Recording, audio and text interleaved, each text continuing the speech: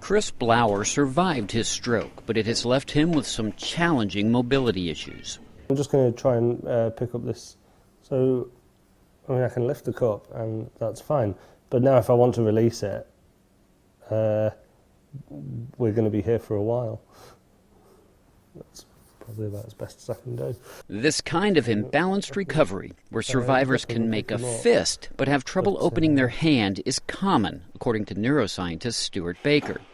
That's because after a stroke, survivors can lose the major pathway that connects the brain to the spinal cord. The body finds another route, but it doesn't quite work as well.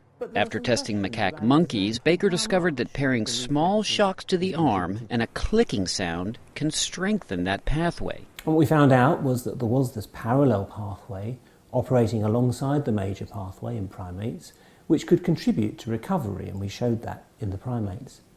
And the second thing the primates allowed us to do was to realise that these loud clicks could access that pathway. It's called paired stimuli, in this case a mild shock along with a click sound.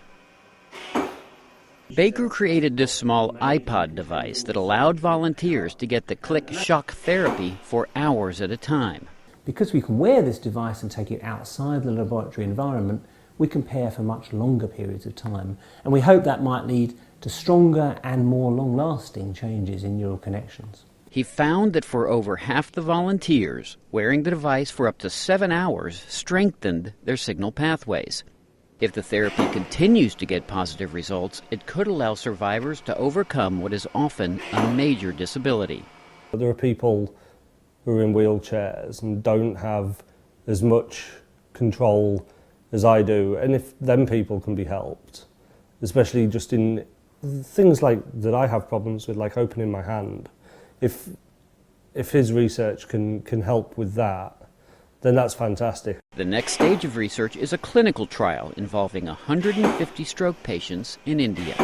Kevin Enochs, VOA News, Washington.